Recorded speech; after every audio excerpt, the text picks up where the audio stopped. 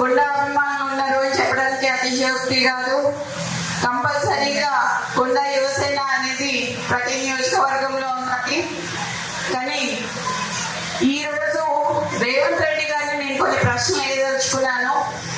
దాంట్లో భాగంగా మీరు మొదట పిసిసి కావాలని కోరుకున్నది కొండా సురేఖ, కొండా మురళీధరరావు గారు. ఆ రోజు వారు మాట్లాడుతూ కొండా మురళీ గారి ఆదేశాల మేరకి కొండా సురేఖ గారు పిసిసి రేవంత్ రెడ్డి గారిని ప్రపోజ్ చేయడం జరిగింది. తర్వాత ఢిల్లీ స్థాయిలో కూడా ఆమె ప్రపోజ్ చేయడం జరిగింది.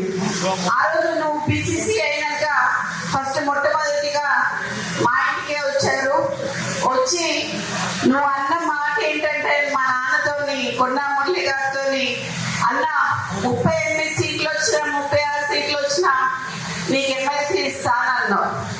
అన్నవా లేదా అనేది మా కోటగండి మైసమ్మ దగ్గరికి రా, ఎల్లమ్మ దగ్గరికి రా, శక్తివంతం అనే దేవత ఆడని అనలేదని నువ్వు ప్రమాణం చెయ్యి, అప్పుడు నేను చెప్తా. ఒక బీసీ బిడ్డకి, ఒక క్రౌడ్ పుల్లర్కి ఎందుకు ఎమ్మెల్సీ ఇయ్యలేదు, ఎందుకు పదవి ఇయ్యలేదు అని నేను అడుగుతున్నా. ఈరోజు నిన్నొచ్చి నెక్స్ట్ ఎలక్షన్ గురించి మాట్లాడినావు కదా, 2 ఎలక్షన్ల తర్వాత రేవూరు ప్రకాష్ రెడ్డిని గెలిపియాలి అని చెప్పినాం. రేవూరు ప్రకాష్ రెడ్డి అంటే పరకాలకి తెలియదు, పరకాలంటే రేవూరు ప్రకాష్ రెడ్డికి తెలియదు ఎలక్షన్ల ముందట. అవునా కాదా? ఎవరు వచ్చిండ్రు? కొండా మురళి వచ్చి తిరిగితే రేవూరు ప్రకాష్ రెడ్డి గెలిచిండ్రు. ఈరోజు 4-5 నియోజకవర్గాలలో తిరిగి ఆ రోజు గెలిపించుకున్న వ్యక్తి, నువ్వు కార్లో కూర్చోబెట్టుకుని తిరిగిన వ్యక్తి ఈరోజు ఎందుకు గుర్తొస్తలేదు నీకు? అంటే ముఖ్యమంత్రి అయితే కళ్ళు నెత్తికెక్కినాయా అని అడుగుతానా నేను నిన్ను. నాకు భయం లేదు, ఇవాళ పోతే రేపు రేటు నాకు. ఎందుకు అని అంటే నా బిడ్డ, నా కొడుకు ఎవరైనా చూసుకుంటారు వాళ్ళని. నేను ప్రజల కోసం పనిచేసేదాన్ని, నేను ప్రజల మధ్యలో ఉండేదాన్ని. ఈ రోజు మా నాన్న నాకు అట్లే పెంచిండు, నన్ను భయం లేకుండా పెంచిండు. నేనెవరికి భయపడను, సావుకి భయపడను. కానీ ఈరోజు చాలా ఈ 2 నెలల వరకు ఎందుకయ్యా ఇయా రాజీనామా చేయమని చెప్పు. ఇయా రాజీనామా చేసి ఎలక్షన్లకు రా. నా ఇల్లు మంచి ఇల్లు ఉన్నది, 3 అంతస్తుల బిల్డింగ్ నీకు ఇస్తా. వచ్చి అక్కడనే ఉండి రేవూరు ప్రకాష్ రెడ్డికి నువ్వు వచ్చి క్యాన్వసింగ్ చేయి. రేవూరు ప్రకాష్ రెడ్డి గెలుస్తాడా, లేకపోతే కొన్న కుటుంబంలో ఎవరిని గెలుస్తాడు? ఈ రోజు నేను అదే అడగదలుచుకున్నా. నీతో పాటు ఒక పొంగు ఉన్నది, ఆ పొంగు ఎక్కువసేపు పొంగదయ్యా, పోతుంది. మరి నువ్వు ముఖ్యమంత్రివా, ఆయన ముఖ్యమంత్రిగా కూడా తెలుస్తలేదు ఇక్కడ. మొన్న హైదరాబాద్ లో ఇంద్రమ్మ ఇల్లు ఇచ్చేటప్పుడు హైదరాబాద్ లో ఆయన పొంగు అనే పోస్టర్లు వేసుకున్నాడు. మరి అక్కడనే హైదరాబాద్ ఇన్ఛార్జ్ అయిన పొన్నం ప్రభాకర్ గారి ఫోటో వేయలేదు. అంటే బీసీలంటే అంత చులకన్నా మీకు అని నేను అడగదలుచుకున్నా. ఈరోజు నీతోని పిసిసి ఆడడానికి తిరిగిన దయాసాగర్ రావు గారిని కానీ, షబీర్ అలీ గారిని కానీ అప్పుడు కార్లు ఎక్కించుకొని తిప్పినావు. అట్లీస్ట్ వాళ్ళకి అపాయింట్మెంట్ అన్నా ఇస్తున్నావా నువ్వు అని అడుగుతున్నా నేను ఈ సందర్భంగా నేను గుర్తు చేయాల్సింది ఏంటంటే, నిన్ను కూడా కొడంగల్లో ఒకసారి ప్రజలు ఓడగొట్టిండ్రు. అట్లాంటిది నేను 10 ఏళ్ళు ముఖ్యమంత్రి ఉంటా అని చెప్పుకున్నావు. రాజశేఖర్ రెడ్డి గారు లాంటి వాళ్ళు కూడా చెప్పుకోలేదు అట్లా. నీకు కాంగ్రెస్ సంస్కృతి అనేది ఇంకా ఎక్కలేదు అని చెప్పి నీకు చెప్తున్నా. ఈ రోజు నేను ఒకటే అడుగుతున్నా నిన్ను, ఎందుకు నీకు టీడీపీ సభ్యులంటే అంత ప్రేమ? ఎందుకు మా కాంగ్రెస్ సభ్యులని సవిస్తల్లి ప్రేమతో చూస్తున్నామని చెప్పి నేను అడగదలుచుకున్నా. ఈరోజు 21 ఏళ్ళకే ఎమ్మెల్యే చేయాలి అని చెప్పి నేను అడుగుతానని చెప్పి నువ్వు అన్నావు. మరి ఇప్పుడు డైపర్లు వేసుకొని ఇప్పుడే తిరుగుతలేడు ఆయన. నువ్వు నెక్స్ట్ 2 ఏళ్ళకి మళ్ళీ సీట్ ఇస్తానంటే ఏంటిది? ఎక్కడి నుంచి ఎక్కడికి పోతున్నామని అడుగుతున్నా నేను ఇవాళ. నువ్వు ఒకసారి ఒక మాట మాట్లాడుతావు, ఒకసారి ఒక మాట మాట్లాడుతావు. నువ్వు కొండా మురళికి ఎందుకు రాజకీయంగా ఆయన తోకదలుచుకున్నావు? బీసీలను తొక్కదలుచుకున్నావా? సరే, నేను అనుకున్నా లాస్ట్ టైం మాట్లాడినట్టు రెడ్ల కాంగ్రెస్ అనుకున్నా. అక్కడేమో సంగారెడ్డికి పోయినప్పుడు నిన్న అక్కడ జగ్గారెడ్డి గారికి ఏమో అధిష్టానం చెప్తుంది అని చెప్పిండు. ఇక్కడికి వచ్చేమో రేవంత్ ప్రకాష్ టికెట్ ఆయన ఇచ్చినట్టు చెప్తాడు. ఇక 119 నియోజకవర్గాలు కూడా నువ్వే ఇయ్యరాదు, అయిపోతుంది. ఏదైనా కాంగ్రెస్ లా గుర్తుపెట్టుకో, రేవంత్ రెడ్డి అధిష్టానం నిర్ణయిస్తుంది తప్పితే ఇక్కడ సీల్ కవర్ సీఎం ఉంటారు తప్పితే సీఎం అనేది కుర్చీని కాపాడుకోవాలనంటే కొంచెం నిబద్ధతలు ఉండాలి. ఎవరినైనా కార్యకర్తలని లీడర్లని కాపాడుకోవాలి. కొండమూరి లాంటి లీడర్ని కాపాడుకోకుండా ఈ రోజు చాలా పెద్ద తప్పు చేస్తున్నాం అని చెప్పి నేను చెప్తాను మీకు. ఈరోజు మంత్రులకి ఇప్పుడు మా దగ్గరికే చాలా మంది బీసీ ఎమ్మెల్యేలు వచ్చినారు, మీరు అపాయింట్మెంట్ ఇవ్వట్లేదు అని చెప్పి. కొత్త ఎమ్మెల్యేలకి రిప్రజెంటేషన్స్ ఎక్కడ ఇవ్వాలో కూడా తెలియట్లేదు. మంత్రులు ఏమైనా సంతకాలు అవుతున్నాయి అంటే అవి అవ్వట్లేదు. మీరు ఏం చేస్తున్నారు? సరే, ఇప్పుడు వేమనరేందర్ రెడ్డికి సలహాదారుడిగా మీరు ఇచ్చారు కదా, నేను అడగదలుచుకున్నది ఒకటే ఏంటంటే, మరి 3 ఏళ్లలో వేమనరేందర్ రెడ్డి ఏ సలహా ఇచ్చిండు నీకు? నువ్వు ఏ సలహా పాటించి ఏం చేసినావు ప్రజలకు చెప్పాలి. నువ్వు ఆయన ఇచ్చిన సలహా ఏంటిది? నీ తమ్ముడు ఒక షెల్ కంపెనీ పెడితే 200 కోట్ల ఆస్తి ఉన్న ల్యాండ్, గవర్నమెంట్ ల్యాండ్ నువ్వు దారదత్తం చేసావు నీ తమ్ముడికి. ఇట్లా నీ తమ్ముళ్ళు నువ్వు రాష్ట్రం మీద పడి తింటం తప్పితే ఇంకేం చేయలేదు. అట్లాంటిది నా ఇలాకాకు వచ్చి, కొండ ఇలాకాకు వచ్చి రేవంత్ ప్రకాష్ రెడ్డిని మళ్ళీ గెలిపించమని చెప్పడంలో మీ ఆంతర్యం ఏంటిది అని అడుగుతున్నా నేను ఇవాళ. ఎందుకు మాత్రం పెట్టుకుంటున్నావు? ఎందుకు మమ్మల్ని ఇట్లా చేస్తున్నావు? మేము కాకతనంలోనమ్మా, మాకు వ్యవసాయం వచ్చి కానీ ఊడిగం చేయటం రాదు. మేము పద్మశాలలో మాకు మేత నేయటం వచ్చి తప్పితే ఊడిగం చేయటం రాదు. మీలాగా బ్రోకరిజం చేసి ఇవన్నీ చేసుకుంటే మీ చుట్టూ తిరుగుతున్న వాళ్ళు ఎవరైతున్నారో తప్పుడు సంకేతాలు పోతున్నాయి అని చెప్పి చెప్తున్నా మీకు.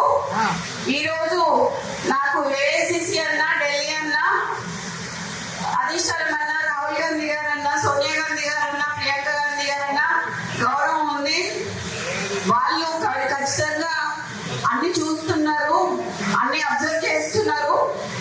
అది మీరు చూసుకోవాలి. మరి ఎందుకు అని అంటే నెక్స్ట్ టైంకి మరి మీరు ఉండాలా, ఉండద్దా, ఓడిపోతారా అనేది కూడా కొంచెం సందిగ్ధంగా ఉండాలి. మరి మీరు ఎందుకు అని అంటే మీరు అట్లా ప్రవర్తిస్తున్నారు ఒక్కళ్ళ దగ్గర. ఇది అచ్చ కాంగ్రెస్ వర్సెస్ పచ్చ కాంగ్రెస్ అయింది. ఇక్కడ మొత్తం పచ్చ కాంగ్రెస్ మాత్రమే నడుస్తున్నది. ఇక్కడ అచ్చ కాంగ్రెస్ ఏది నడవట్లేదు. కాంగ్రెస్ సభ్యులు ఎవ్వరూ ఆనందంగా లేరు. దాంట్లో ఉత్తమ్ కుమార్ రెడ్డి అంకుల్, మేము యాక్చువల్లీ అసలు ఆయన పేరు చెప్పాల్సింది ఉండే మా జ్యేష్ఠ సహాయానికి, కానీ సరే ఇది చేస్తాడు అని చెప్పి నా పేరు చెప్పడం జరిగింది. కానీ ఈ రోజు మురళీ గారిని మోసం చేయడం అనేది అది చాలా తప్పుకి నేను భావిస్తున్నాను. ఈ రోజు నేను అందరి సమక్షంలో చెప్తున్నాను, అయ్యా రేవంత్ రెడ్డి, నువ్వు గాని, రేవంత్ ప్రకాష్ రెడ్డి గాని, వాళ్ళ తాత గాని, వాళ్ళ అయ్య గాని, ఎవరైనా గాని, నేనే ఇక్కడ ఎమ్మెల్యేని, ఖచ్చితంగా నేనే నిల్చుంటా, నేనే గెలుస్తా. అర్థమైందా? ఈ సందర్భంగా నేను నీకు ఇక్కడి నుంచే చెప్తున్నా, నువ్వు ఇప్పుడు రాజీనామా చేయమని చెప్పు. ఇప్పుడు ఇద్దరు నిల్చున్నాము, ఎవరు గెలుస్తారో చూద్దాం. నువ్వు వచ్చి క్యాన్వసింగ్ చేయి, నువ్వు వచ్చి క్యాన్వసింగ్ చేయి రేవంత్ ప్రకాష్ రెడ్డికి. నేను ఇండిపెండెంట్ అయినా నిల్చుంటా. ఒకవేళ కాంగ్రెస్ పార్టీ టికెట్ ఇవ్వకపోతే ఎట్లయినా కూడా నేను గెలుస్తా అని చెప్తున్నా. ఈసారి పథకాల ఎమ్మెల్యేగా నేను పోటీ చేస్తా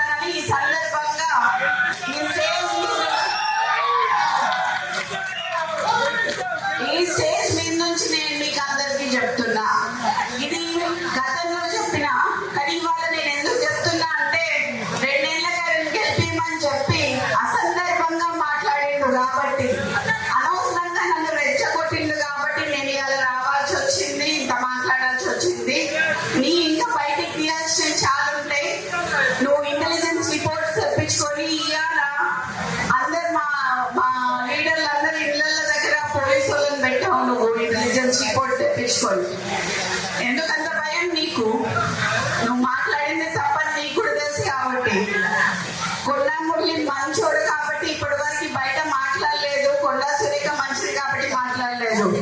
చిట్టగట్ల కాదు, ఏదున్నా చెప్పేస్తుంది కాబట్టి నేను చెప్పిన ఇవాళ మా నాన్న మా అమ్మ బాబాలు వేరుండొచ్చు, నా బాబాలు వేరుండొచ్చు, కానీ అందరం కలిపి ఒకటే తాటి కిందకి వచ్చేది ఎక్కడ అంటే ప్రజాసేవ దగ్గర.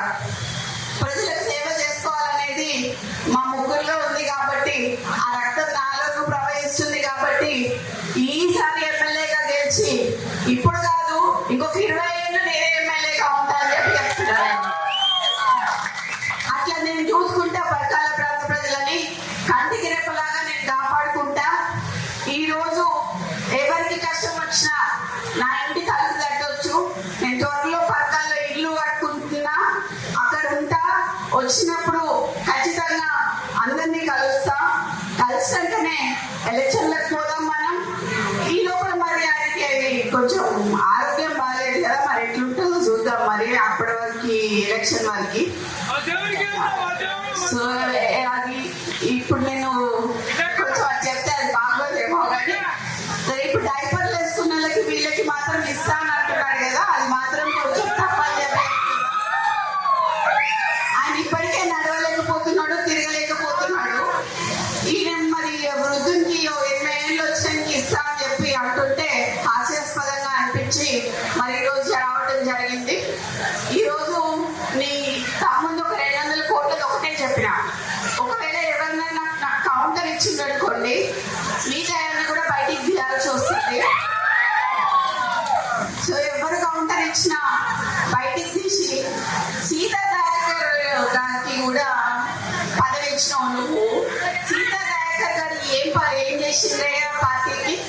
అసలు ఎక్కడ పార్టీ ఆమె? ఆమె ఎక్కడి నుంచి వచ్చింది? ఆమె చైర్మన్ పోస్ట్ ఇచ్చినావు నువ్వు. కొండా మురళికి ఎందుకు ఇవ్వలేదు అని అడుగుతానా నేను. మీరు అందరు అడగాలి. ఏమంటారమ్మా?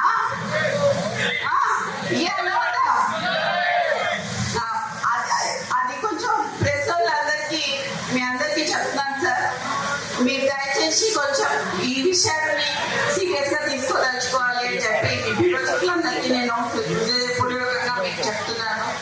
ఎందుకు అనంటే ఒక బీసీ నాయకుడిని మీరు చేయబట్టి ఈరోజు ఈ స్థాయి వరకు వచ్చినాడు ఆయన. ఎందుకంటే మీరు పాత్రికేయ మిత్రులు చాలా మంది హెల్ప్ చేసినారు ఆయనకి, ఆయన కష్టకాలంలో ఉన్నప్పుడు. ఈసారి కూడా ఖచ్చితంగా అచ్చ కాంగ్రెస్ పచ్చ కాంగ్రెస్ అనేది మీరు ఖచ్చితంగా బయట పెట్టాలని చెప్పి మిమ్మల్ని నేను సవినయంగా కోరుకుంటున్నాను. ఈ రోజు ఇక్కడికి వచ్చిన అందరికీ నా హృదయపూర్వక నమస్కారాలు మరియు పాదాభివందనాలు. నేను చెప్పిన దీనికి కౌంటర్ ఇస్తే మాత్రం నేను ప్రెస్ క్లబ్ లో కూర్చొని ప్రెస్ నోట్ రిలీజ్ చేసి మొత్తం ఉన్నాయన్నీ బయట పెట్టాల్సి వస్తుంది. సో అందుకని చెప్పి ఇక్కడితో ముగిస్తున్నా. Thank you so much. జై కొండా. కొండా మురళీధర నాయకత్వం, కొండా సురేఖ నాయకత్వం, అప్పుల పులి